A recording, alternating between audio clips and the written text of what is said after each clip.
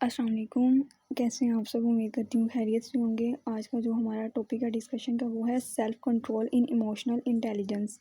Emotional intelligence में जो हमारा सेकंड स्टेप है वो है सेल्फ कंट्रोल।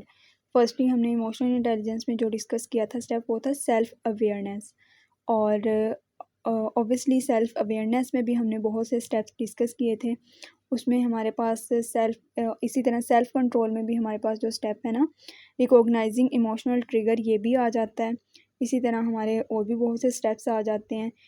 सेल्फ कंट्रोल अपना करना जब हम अपने इमोशंस की पीक स्टेट में होते हैं, ये बहुत ज़्यादा ज़रूरी होता है। बिकॉज़ जब इंसान की इमोशंस ट्रिगर हो रहे होते हैं, तो अगर वो उसी सिचुएशन में अपनी सेल्फ को कंट्रोल नहीं करता, तो ऑब्वियसली उससे कुछ ऐसे रिएक्शंस या ऐसे अमल सरजद हो सकते हैं जिसकी वजह से उसको बाद में पछतावा होता है, या फिर उसको बहुत ज़्यादा क्या होता है, रिग्रेट फील होता है, या उसको जो है वो फिर एहसास हो रहा होता है कि मैंने गलती कर दी। इससे अच्छा यही था कि मैं अपने आप को कंट्रोल कर लेता। अपने आप को कंट्रोल करना इस वजह से भी बहुत ज़्यादा ज़रूरी है कि इंसान जो है ना, जब भी वो अमल जो उसको पसंद नहीं होता वो अपनी उस स्टेट में करता है जो कि एक उसकी नॉर्मल बॉडी की स्टेट नहीं होती, तो उसके बाद उसको जब रियलाइज़ होता है ना कि मैं अब अपनी नॉर्मल स्टेट में हूँ, तो उसका रिएक्शन वैसा नहीं होता। इसी वजह से जब भी इंसान को फ़ैसले करने होते हैं तो वो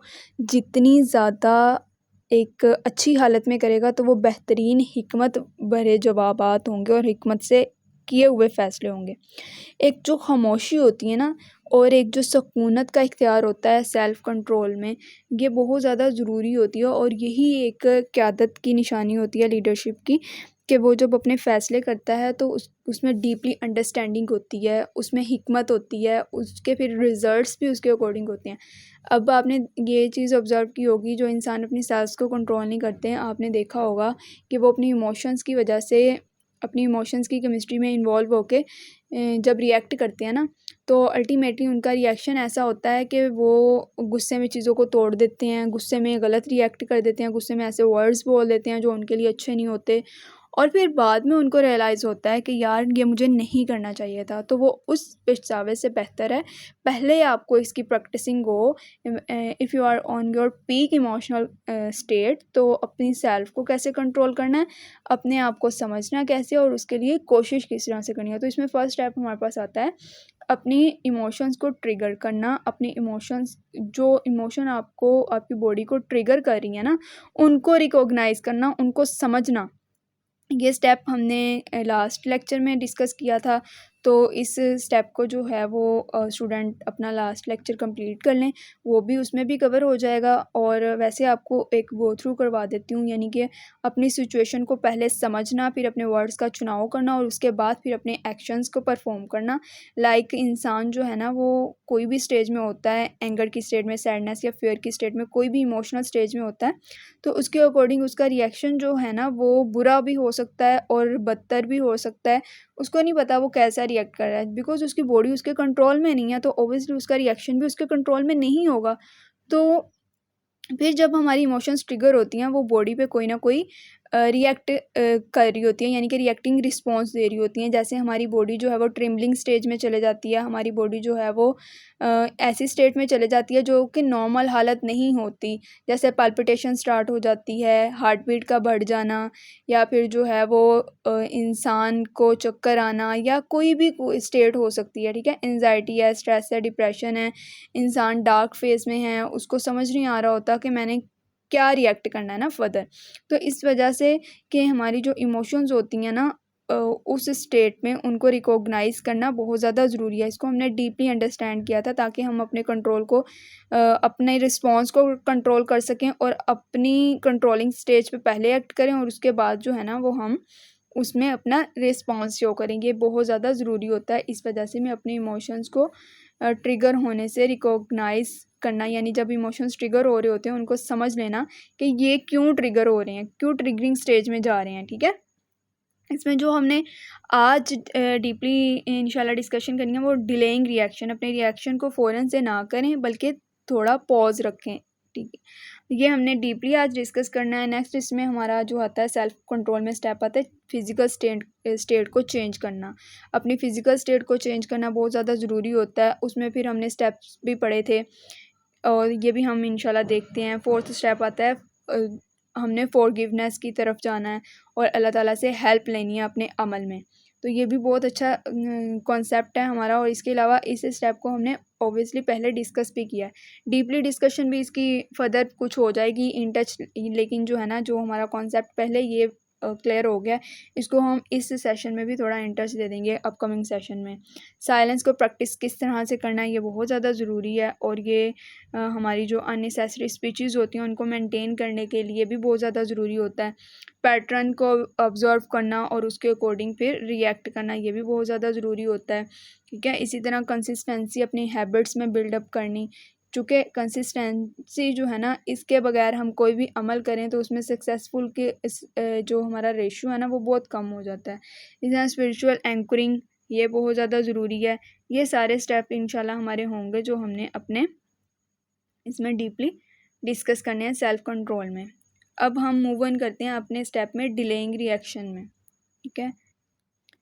अगर इंसान अपने किसी भी इमोशनल की पीक स्टेज में इमीडिएट रिएक्शन देता है ना तो उसका इमीडिएट रिएक्शन उसको हमेशा ख़तरे की तरफ लेकर जाता है। और फिर जब वो स्टेट गुजर जाती है उसमें थोड़ा पॉज वो लेता है तो उसके बाद उसको आइडिया होता है कि ये अमल मुझे नहीं करना चाहिए था। इस वजह से इंसान को कहा गया है कि वो गुस्से की हालत में हो तो अपनी स्टेट को चेंज कर ले। यानी कि इसमें जो है ना हमें ये हदीस का पहलू भी मिलता है कि अगर इंसान खड़ा है तो बैठ जाए, बैठा है तो लेट जाए, लेटा है तो करवट चेंज कर ले या उठ के खड़ा हो जाए, अपनी स्टेट को चेंज करे, ठीक है। इसी तरह हमें जो है वो कुरान पाक से भी इसका हवाला मिलता है कि अल्लाह ताला ने फरमाया कि वो लोग जो सूरह अल इमरान में है कि वो लोग जो गुस्से को ज़ब्त करते हैं और लोगों को माफ़ करते हैं, ऐसे लोग अल्लाह ताला को बहुत ज़्यादा पसंद हैं। इंसान जो है ना जब तक अपनी गुस्से की सिचुएशन में या कोई भी इमोशनल स्टेट में फ़ौरन से रिएक्ट करेगा और अपने आप को उस सिचुएशन में अंडरस्टैंडिंग की स्टेट में नहीं लेकर आएगा, वो उसी फर्स्ट पीक स्टेज में है कि जब उसको पता नहीं है कि मेरा मेरा जिस्म मेरे साथ क्या कर रहा है या मेरा जिस्म मेरे साथ क्या कर सकता है, ठीक है। तो वो उसी स्टेट में जवाब दे रहा है, उसी स्टेट में जो है वो अपने मामलात को हल करने की कोशिश कर रहा है। तो ऐसे फ़ैसले हमेशा गलती और गुमराही की तरफ लेकर जाते हैं इंसान को, जिसका पछतावा उसको बाद में रह जाता है।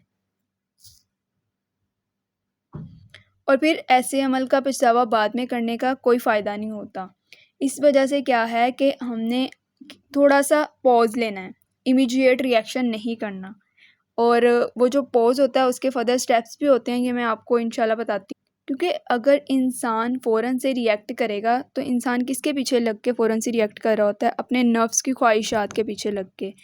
एक तो शैतान होता है जो उसको बुराई की तरफ खींच रहा होता है, दूसरा शैतान उसका जो है ना वो नफ्स होता है जो उसको शर की तरफ लेकर जा रहा होता है। और एक इंसान का जो है ना अगर इंसान अपनी पॉजिंग स्टेट में चले जाता है तो उसके साथ एक फ़रिश्ता होता है जो उसकी कह लें कि उसकी रहनुमाई कर रहा होता है, उसको भलाई की तरफ लेकर जा रहा होता है और उसको बताता है कि तुमने गलत जो है ना अमल या गलत रास्ता वो इख्तियार नहीं करना, बल्कि जो अच्छा रास्ता है ना उसको इख्तियार करना है। लेकिन उसके ही साथ जो एक दूसरा शैतान हावी हुआ होता है और शैतान हमेशा आपकी जब इमोशन की पीक स्टेट होती है ना उस पे वो उसका पीक टाइम होता है कि आपको जो है वो अपनी तरफ लेकर जाए। इसी तरह इसीलिए कहा गया है कि जब इंसान अपनी इमोशन की पीक स्टेट में होता है तो वो हमेशा फ़ैसले गलत ही करेगा। तो इस हालत से पहले अपने आप को निकालना है, तो इस हालत से जब इंसान ने अपने आप को निकालना है वो तभी निकाल सकता है जब उसका रिस्पॉन्स जो है वो डिले होगा, फ़ौरन से उसका रिस्पॉन्स नहीं होगा, ठीक है। इसका हमें रेफ़रेंस जो है ना वो कुरान पाक की आयत से भी मिलता है कि अल्लाह ताला फ़रमाते हैं कि सूरह अल नाम की आयत है ये कि हम फेर देते हैं इनके दिलों को और आँखों को, ठीक है। चूँकि हर चीज़ अल्लाह ताला की तरफ से बनाई हुई है ना, तो उसमें ज़ाहिर-सी बात है तब्दीली भी अल्लाह ताला इंसान के लिए अ, उसको इख्तियार है कि वो पूरी की पूरी इंसान की स्टेट को क्या कर सकता है, तब्दील कर सकता है।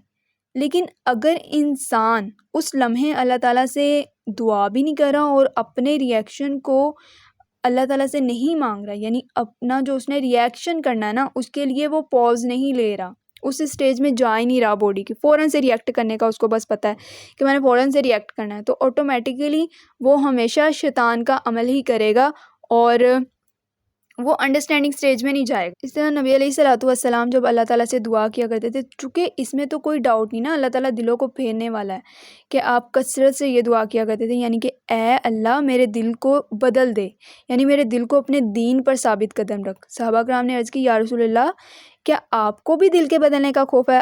रसूल सल्लल्लाहु अलैहि वसल्लम ने इरशाद फरमाया, मैं कैसे बेखौफ हो सकता हूँ, जबकि अल्लाह जो है ना रब रहमान, ये अल्लाह रब्बुल इज़्ज़त जो है ना हमारे दिलों को कंट्रोल करने वाले हैं, ठीक है। और जबकि दिल जो है ना वो अल्लाह अज़्ज़ा वजल की 2 उँगलियों के दरमियान है, और जिस तरह अल्लाह ताला चाहता है इसको बदल देता है।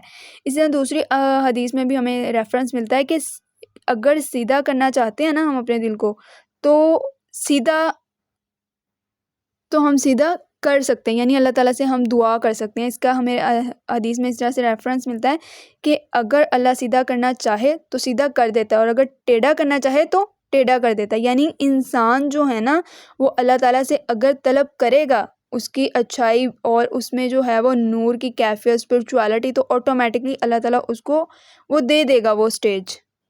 और इंसान जब अपनी इमोशंस की पीक में होता है तो उसके इखलाक में हम ये नहीं कह सकते कि बेहतरी है या सफाई है। इंसान हमेशा बोलेगा तो गलत बोलेगा, ठीक है, और उसके इखलाकियात से ही फिर लोग उसको पहचान लेते हैं, और जो उसमें फिर बुराई होती है ना वो ऑब्ज़र्व हो जाती है। लेकिन अगर इंसान पॉजिंग स्टेज में जाता है, यानी कि डिले कर देता है अपने रिएक्शन को, जो उसके इखलाक में छुपी हुई भलाई होती है ना वो उसको फिर हम पहचान सकते हैं। उससे बहुत से पोशीदा हमें फ़ायदे हासिल होते हैं। फिर इंसान को गौर व फ़िक्र करने का जो एक स्टेज होती है ना वो मिलती है, उसके क़ल्ब को रूहानियत मिलती है, स्पिरिचुअलिटी मिलती है।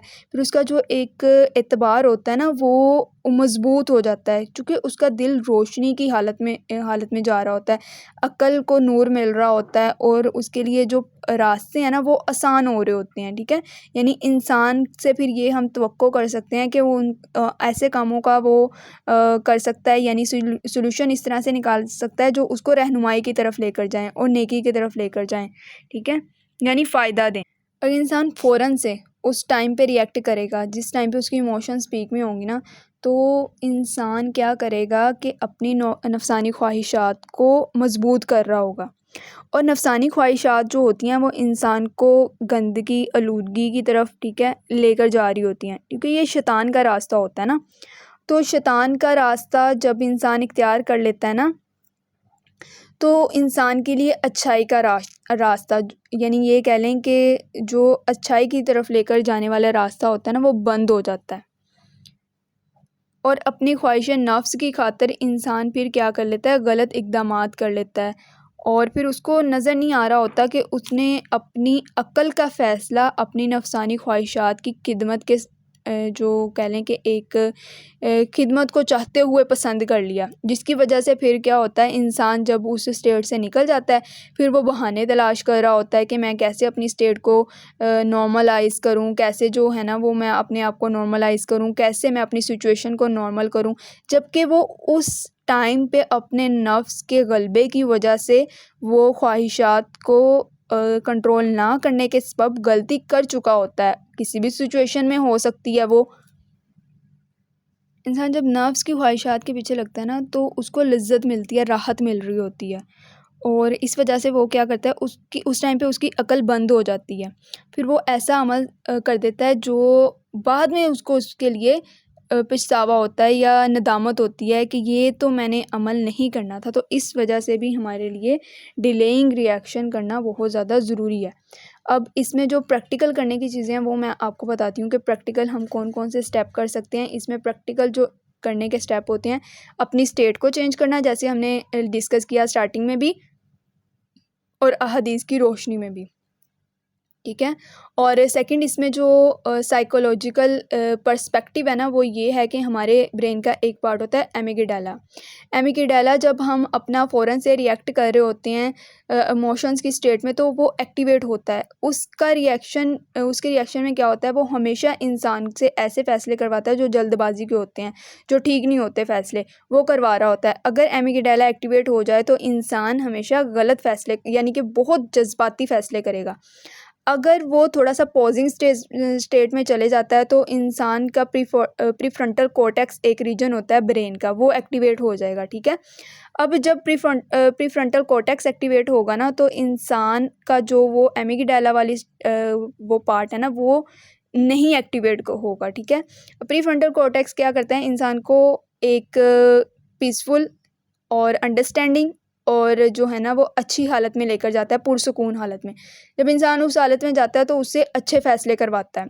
तो अल्टीमेटली इंसान जब एक डिलेइंग रिएक्शन को चूज़ करता है ना उस बात को, तो वो अच्छे हिकमत बड़े फ़ैसले कर सकता है एज़ कम्पेयर टू दैट अगर वो फ़ौरन से रिएक्ट करे, तो डिलेइंग स्टेज को ना इख्तियार करे, तो उसके और इसके रिएक्शन में बहुत ज़्यादा फ़र्क होता है। अब रिसर्च ये कहती है, according to research data, it's only take 10 to 5 second के इंसान अपने प्रीफ्रंटल कॉर्टेक्स को एक्टिवेट कर सकता है और अपने एमिगडाला को जो है वो उस स्टेट से निकाल सकता है, ठीक है।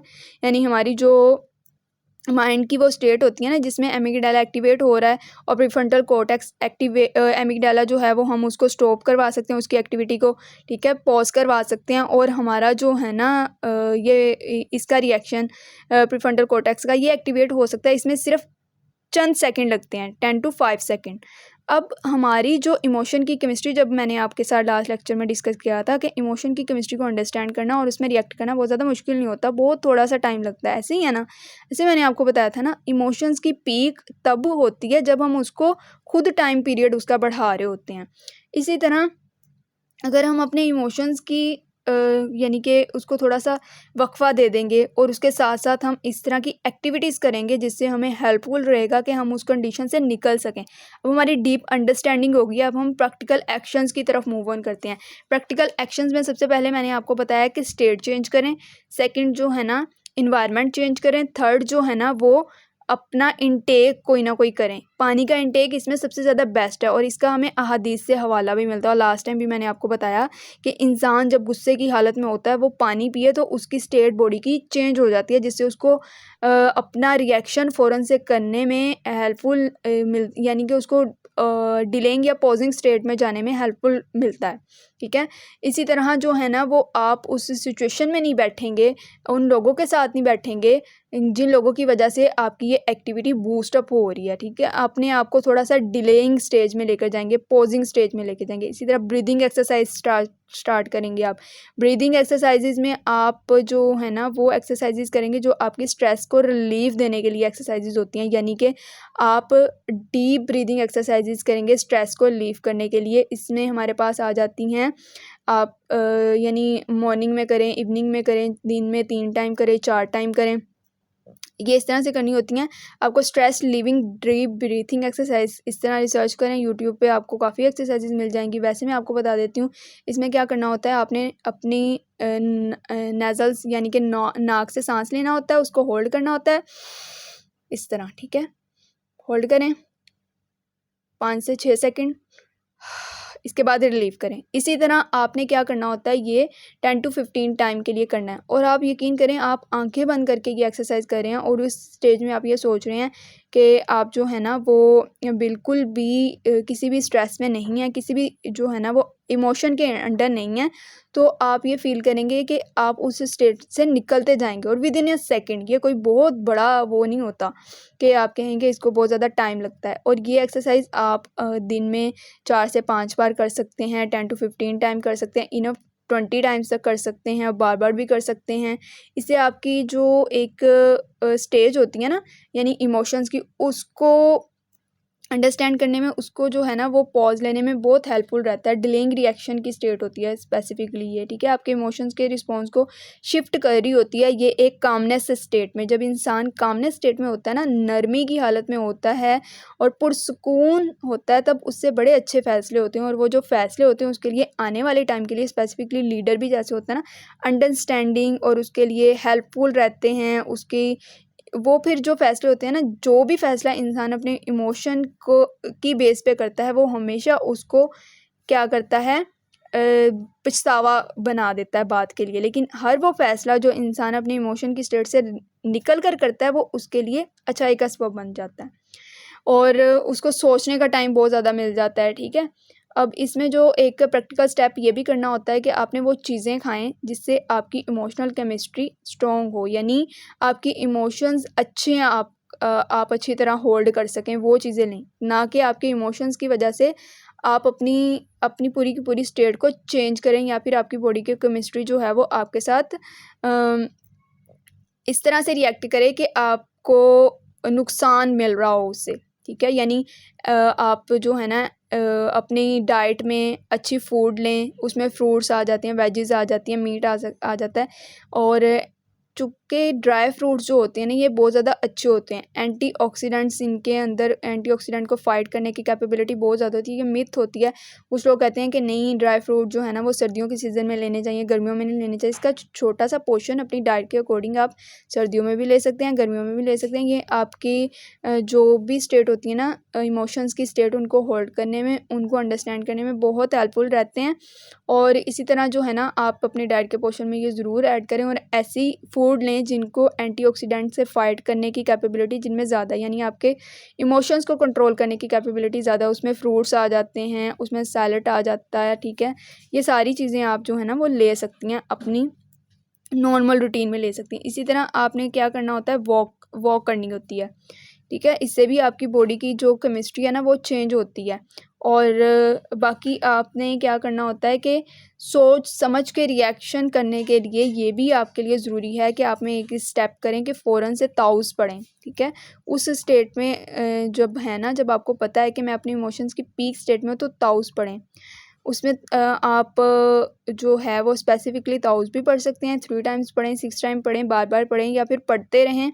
इस्तिग़फ़ार भी कर सकते हैं, दुआ भी कर सकते हैं और उसके साथ-साथ स्पेसिफिकली जो है ना सूरह अल नास, सूरह अल फलक, ये भी पढ़ सकते हैं ताकि आप उस इमोशन की स्टेट में गो थ्रू ना करें और उस इमोशन की स्टेट से आप निकल जाएँ। चूँकि जब इंसान अपने आप को काबू नहीं पा रहा होता ना अपने आप पे, तो वो किसी के फ़ैसले पे भी काबू नहीं कर सकता और जो फ़ैसला उससे होगा ना, वो भी वैसा नहीं होगा जो एक उसने हिकमत से करना है। अब इंसान जब इस स्टेट में होता है ना, तो उसको बड़ी नेगेटिव थॉट्स आ रही होती हैं, ठीक है। तो इस वजह से भी ये सारी एक्सरसाइजेज़, ये सारा कुछ करना बहुत ज़्यादा ज़रूरी होता है, क्योंकि जब तक आपको नेगेटिव थॉट्स आएंगी आप अच्छे फ़ैसले नहीं कर सकेंगे। तो इसलिए भी पॉजिंग स्टेज में जाना बहुत ज़्यादा ज़रूरी होता है। यानी शैतान उसको ना ये कह रहा होता है कि इंतकाम लो, इस तरह अगर तुम इंतकाम नहीं लोगे तो लोग तुम्हें जो है वो आजिज़ समझेंगे, कमतर समझेंगे, ज़लील समझेंगे। घटिया ख़्यालात उसके दिमाग में ना आ रहे होते हैं और लोगों की नज़रों में तुम हक़ीर हो जाओगे और ये लोग समझेंगे कि इसकी तो कोई सेल्फ़ रिस्पेक्ट नहीं है, इसका तो कोई इंटेलेक्ट नहीं है। इस तरह की ये जो सारी कैफ़ियत है ना, ये हर इंसान के माइंड में क्रिएट हो रही होती हैं। और आप खुद सोचें, उस सिचुएशन में जिस टाइम पे आप लोगों को फ़ौरन से रिएक्ट नहीं कर रहे होते, इंतकाम नहीं ले रहे होते, तो ऐसा ही होता है ना, हमारे माइंड में ऐसी चीज़ें आ रही होती हैं। फिर ये जो ऐसी चीज़ें होती हैं इंसान को हक़ारत की तरफ लेकर जाती हैं। इंसान को जो है ना उसके अंदर तकब्बुर का एक जो स्पिरिचुअल डिज़ीज़ होती है वो पैदा करती हैं। फिर इंसान जब इस स्टेट में चला जाता है ना, तो इंसान हमेशा गलत रिएक्ट ही करता है। इस वजह से ये ज़रूरी है कि फ़र्स्टली अपने आप को डिलेइंग रिएक्शन की तरफ लेकर जाएँ, फिर उसमें जो है वो आप अपनी सारी प्रैक्टिकल एक्टिविटीज़ करें और फिर जो है वो आप क्या करें, उसमें फ़ैसला करें। इसमें अल्लाह ताला ने भी फ़रमाया है कि अल्लाह ताला जो है ना उस शख़्स को बहुत पसंद करता है जो अपने गुस्से को रोकता है और अल्लाह से अपने गज़ब को रुकवाता है। यानी जो शख़्स अल्लाह ताला की बारगाह में अपने आप को पेश कर देता है ना, ठीक है, तो अल्लाह ताला उसकी जो भी गलती होती है उसको कबूल फ़रमा लेते हैं। और जब इंसान अपनी ज़ुबान की हिफाज़त करता है तो अल्लाह ताला अल्लाह ताला जो है ना उसकी पर्दापोशी फरमाता है। यानी इंसान ने इतना बड़ा गुनाह किया हो और उसको बता दिया जाए पूरे मजमे के सामने, पूरी दुनिया के सामने कि तुमने ये गुनाह किया है, लेकिन इसका रिवॉर्ड क्या मिल रहा है कि अल्लाह ताला उस गुनाह को भी छुपा लेंगे, किसी के सामने पेश नहीं करेंगे, यानी उसकी पर्दापोशी फरमा लेंगे। इतना बड़ा इसका जो है वो फ़ायदा है। अल्लाह ताला ने फरमाया तुम में से बेहतर ज़्यादा ताकतवर वो हैं जो अपने गुस्से के वक़्त काबू पा लेते हैं, और सबसे बुरे बर्बाद लोग वो हैं जो ताकत के बावजूद जो है वो दूसरे को माफ़ नहीं करते। ऐसे लोग अल्लाह ताला को बहुत ज़्यादा नापसंद हैं। तो हर स्टेट में अपने आप को कंट्रोल करने का सबसे बेहतरीन जो वे होता है ना वो यही होता है कि सबसे पहले उस स्टेट में थोड़ा सा उसको समझा जाए। अब ये जो पॉजिंग स्टेज होती है ना, हमारे इमोशंस जैसे मैंने आपको बताया कि कितनी जल्दी कंट्रोल हो सकते हैं। मैक्सिमम जो है वो हमें 10 to 5 second, minimum 10 to 5 second लगते हैं, मैक्सिमम 10 मिनट्स तक लग सकते हैं। तो ये इतना ज़्यादा स्टेज तो नहीं है, यानी बहुत ज़्यादा पॉजिंग स्टेज तो नहीं है कि जिसमें हम ये कहें कि ऐसे तो हमारे फैसले डिले हो जाएंगे, ऐसे तो हम जो है वो अपनी रिएक्शन फ़ौरन से नहीं समझ पाएंगे। ऐसा होता है कि इंसान ना जब इनिशियल स्टेज में होता है ना, यानी कि अपने इमोशंस अंडरस्टैंडिंग की स्टेज में होता है, तो जब उसने स्टार्टिंग में फ़ैसले लेने होते हैं ना वो फ़ौरन से फ़ैसले लेगा, तो उसका रिज़ल्ट ये होगा कि वो गलत फ़ैसले लेने के लिए अपनी बॉडी को रेडी करेगा। लेकिन अगर वो स्टार्टिंग में इसको अंडरस्टैंडिंग कर लेता है ना कि किस तरह मैंने अपने इमोशंस को फ़ौरन से रिएक्ट नहीं करना और पॉजिंग स्टेट में जाना है, तो आगे वाला जो टाइम होता है ना उसके लिए जब वो फ़ौरन से फ़ैसले भी करेगा ना तो वो फ़ौरन से ही अपनी बॉडी को इमोशन स्टेट में निकाल लेगा। अंडरस्टैंडिंग यानी आप जब फ़ैसला लेते हो ना स्टार्टिंग में, जब आप इस स्टेज में होते हो पहले तो आप इमोशंस को समझ रहे हो, उसके बाद अंडरस्टैंडिंग की स्टेज में जा रहे हो, इसलिए आप फ़ौरन से अपनी बॉडी को वहाँ से निकाल नहीं सकते। लेकिन ये प्रैक्टिसिंग से होता है। जब आपकी बॉडी स्ट्रॉन्ग हो जाएगी, आपकी बॉडी की केमिस्ट्री स्ट्रॉन्ग हो जाएगी, आप खुद अच्छे स्ट्रॉन्गनेस स्टेज में चले जाओगे, अंडरस्टैंडिंग स्टेज में, तो ऑटोमेटिकली फिर आप एज अ लीडर जब अच्छे फैसले लोगे तो फ़ौरन से भी ले सकते हो, बिकॉज आपने सारी केमिस्ट्री को पहले अंडरस्टैंड किया हुआ है, उस पर प्रैक्टिस की हुई है, अपनी बॉडी को वैसे बनाया हुआ है, वैसे रिएक्शन उसको सिखाया हुआ है। ठीक है, तो इस वजह से कुछ लोग आपने देखा होगा कि आप कहते हैं कि कुछ लोगों को गुस्सा ही नहीं आता, जब भी वो फ़ैसला लेते हैं फ़ौरन से बड़ा अच्छा फ़ैसला ले लेते हैं। उन्होंने इन चीज़ों को समझा होता है, और कुछ जो है ना वो बाय बर्थ भी किसी में होता है, और कुछ की अंडरस्टैंडिंग तरबिया ही ऐसी होती है कि वो इस तरह कर लेते हैं। लेकिन ये कोई ऐसी स्टेट नहीं है कि हम कहें कि अपने आप को, अपने दिल को ईमान की हालत में लेकर आना मुश्किल होता है। अच्छा होता है, इंसान ले भी आता है, और लेके आना मुश्किल भी नहीं होता, और अल्लाह ताला भी ऐसे लोगों को बहुत ज़्यादा पसंद फरमाता है, और अल्लाह ताला ने फिर ऐसे लोगों के लिए बहुत ज़्यादा रिवॉर्ड भी रखे होते हैं। अल्लाह ताला ने इसमें ये भी फरमाया है कि जो जुस्तजू होती है ना वो जब इंसान करता है ना तभी उसके अंदर पैदा होती है, और जो भलाई हासिल करने की कोशिश करता है फिर अल्लाह ताला उसको भलाई दे देता है। जो शर से बचना चाहता है उसे अल्लाह ताला शर से बचा लेता है, और जो इल्म सीखने की कोशिश करता है अल्लाह ताला उसको जो है वो उसकी मदद करता है। ठीक है, चूँकि जितना ज़्यादा हमारी अंडरस्टैंडिंग होगी ना इसको लेकर, उतना ही ज़्यादा हम जो है वो बर्बादी से बच सकेंगे, सीख सकेंगे। इसी तरह जो है ना वो हमें इसकी एक तो कोशिश और दूसरा जुस्तजू में लगना चाहिए, और सेकंड तकब्बुर नहीं करना चाहिए। जब वो उस स्टेट में हम फ़ैसला कर रहे होते हैं ना तो गुरूर और तकब्बुर के साथ कर रहे होते हैं, तहम्मुल मज़ाजी और नरमी के साथ नहीं कर रहे होते हैं। इस वजह से हमारे मोस्ट ऑफ़ द टाइम जो फ़ैसले होते हैं वो गलत होते हैं, गलती की तरफ होते हैं। फिर उनके रिजल्ट्स भी ऑटोमेटिकली वैसे ही आते हैं ना। और एक जो पॉजिंग स्टेज होती है ना तो वैसे ही इंसान के अंदर नरमी क्रिएट कर देती है, और जब इंसान नरमी की स्टेट में आता है तो उसकी अखलाक ऑटोमेटिकली अच्छे हो जाते हैं, क्योंकि वो जो है ना वो एक ऐसी स्टेट से निकल चुका होता है जिसकी वजह से उसके ऊपर इमोशंस ने रिएक्ट करना है, और इसके सबब उसके अंदर शिद्दत पैदा होगी। वो शिद्दत जो होगी वो उसको गलती की तरफ ले जाएगी, गलती का गलबा उसके अंदर पैदा हो जाएगा। जब इंसान एक मुस्तकिल मजाजी की स्टेट में होता है तो इंसान गौर व फिक्र की सिचुएशन में चले जाता है। नरमी जो है ना उसके अखलाक के अंदर आ जाती है, अच्छा अखलाक हो जाता है, गुस्सा और शहवत की जो एक क़ुव्वत होती है ना उससे निकल जाता है, और फिर ऐसा इंसान जब नरमी के करीब होता है ना तो उसके लिए ज़्यादा बेहतर है कि वो बेहतरीन फ़ैसला करे। इसी तरह वॉक करनी है आपने, ठीक है। इसके ना चेंजिंग फ़िज़िकल स्टेट में हम बहुत ज़्यादा स्टेप डिस्कस करेंगे इंशाल्लाह, वो मैं आपको बताऊँगी। उनमें और भी क्या कौन-कौन से स्टेप आप कर सकते हैं, यानी कि अपनी सेल्फ़ को कंट्रोल करने के लिए। तो इस वजह से मैं इसको जो है ना वो ज़्यादा टच नहीं कर रही, डिलेइंग रिएक्शन को इसलिए मैं ज़्यादा टच कर रही हूँ। और जो प्रैक्टिकल करने के काम है ना वो मैंने आपको बताएं। उसमें प्रैक्टिकल अंडरस्टैंडिंग के इंशाल्लाह चेंजिंग फिजिकल स्टेट में भी हम डिस्कस करेंगे। लेकिन डिलेइंग रिएक्शन का जो है ना वो ये बहुत इंपॉर्टेंट है, इस वजह से मैं इस पर ज़्यादा फोकस कर रही हूँ। इसमें जो सबसे बेहतरीन फरमान नबी अलैहिस्सलातु वस्सलाम का है वो मैं इसमें कोट करने लगी हूँ। उसके बाद फिर हम इसको अपने सेशन को एंड करते हैं। नबी अलैहिस्सलातु वस्सलाम ने फरमाया, मोमिन ना इल्म जो होता है ना उसका, मोमिन का इल्म मोमिन का दोस्त होता है। बुर्दबारी जो होती है उसकी वज़ीर होती है। अक्ल जो होती है उसकी रहनुमा होती है। अमल जो है वो निगरान होता है। और नरमी इसका वालिद होता है। शफ़क़त जो है वो उसका भाई है। जबकि जो सब्र है ना इस लश्कर का अमीर है। अब जब अमीर इंसान का मजबूत होता है ना तो ऑटोमेटिकली उसके तमाम तर राया वो भी उसके अकॉर्डिंग ही एक्ट करती हैं। ठीक है, तो जब इंसान डिलेइंग रिएक्शन की स्टेट में जाता है ना, डिलेइंग पॉज कर रहा है, तो उसके अंदर सब्र की कैफियत पैदा होती है। सब्र अल्टीमेटली किन चीज़ों के साथ कनेक्टेड है? इल्म के साथ कनेक्टेड है, बुर्दबारी के साथ कनेक्टेड है, अक्ल के साथ कनेक्टेड है, नरमी के साथ कनेक्टेड है, शफ़क़त के साथ कनेक्टेड है।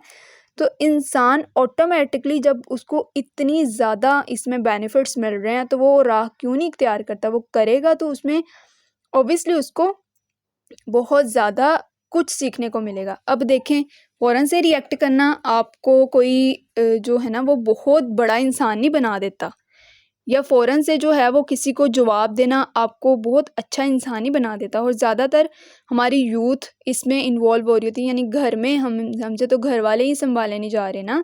हम घर वालों से थोड़ा सा ऊंच नीच हो गई, बहस हो गई तो फ़ौरन से रिएक्ट करने लग जाते हैं। इसी तरह स्पॉज एक दूसरे के साथ जो है इनका बड़ा रिलेशन ख़राब हो रहा है, फ़ौरन से डिवोर्स वगैरह हो जाती हैं इन्हीं वजह से कि इंसान सिर्फ 5 से 10 सेकंड जो है वो गुजार नहीं सकता और फ़ौरन से रिएक्ट कर देता है।